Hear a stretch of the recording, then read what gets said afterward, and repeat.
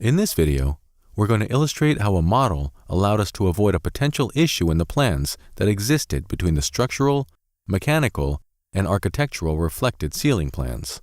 Here you see a portion of the structural plans for the first floor framing in this project. The green hatch indicates poured-in-place walls. Take note of this area here. This is a mechanical room that will contain some of the HVAC equipment. Also, note the CB2 callout for the concrete beam engineering over this opening.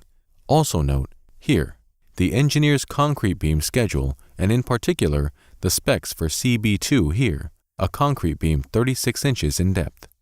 Next, here are the reflected ceiling plans for the basement. And note the ceiling height callout for the area here, adjacent to that mechanical room. And finally, here are the mechanical engineer's plans showing the duct sizes for the area. Now, let's put all the information in these plan pages together and see it in the construction model.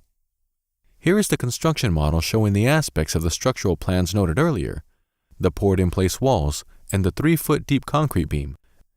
Mechanical room and location of the equipment is represented. Here, the see-through grade area represents the ceiling height as specified in the reflected ceiling plan noted earlier. The dimension is ceiling height in the rough. And here, the ductwork as specified by the mechanical engineer is modeled. But note that the ductwork, passing directly beneath that concrete beam, is below the ceiling line of the hallway.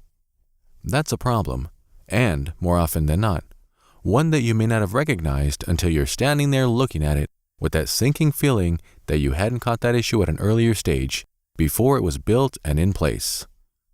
However, by having modeled the project beforehand, we were able to recognize this looming issue long before it was an as-built problem.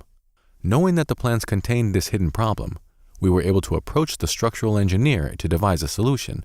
The engineer looked at the loads on these beams and recognized that the structure would work with those beams being only 18 inches deep, as our modified model shows here. Shallower beams allowed the ductwork to be raised to a point where it was above the ceiling height as specified.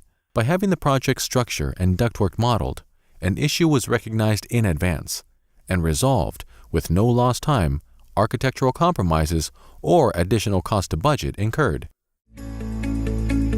Clear plan, taking the guesswork out of building your projects.